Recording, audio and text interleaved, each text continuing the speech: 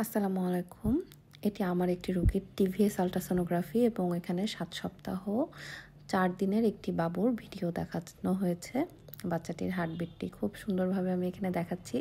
এই হার্টবিটটি যেমন রোগীর কাছে কাঙ্ক্ষিত, আমার কাছেও খুবই কাঙ্ক্ষিত একটি হার্টবিট। এই কারণেই, কারণ আমার এই রোগীটির থাইরয়েড লেভেল অনেক বেশি হাই ছিল, TSH লেভেলটা।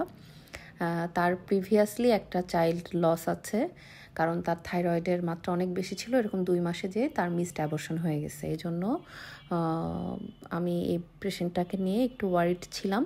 যদিও প্রথমেই আমি তার TSH লেভেলটা করিয়েছি এবং হাই পেয়েছি, এবং তার কিন্তু যখন তিনি প্রেগন্যান্ট থাকেন না, তখন কিন্তু তার থাইরয়েডটা নর্মাল থাকে। তো জেস্টেশনাল টাইমে কিন্তু কিছু কিছু রোগীর ডায়াবেটিস ডেভেলপ করতে পারে, থাইরয়েডের সমস্যা ডেভেলপ করতে পারে, হাইপারটেনশন ডেভেলপ করতে পারে, এবং ফলোড বাই প্রি এক্লাম্পসিয়া বা এক্লাম্পসিয়া পর্যন্ত হতে পারে।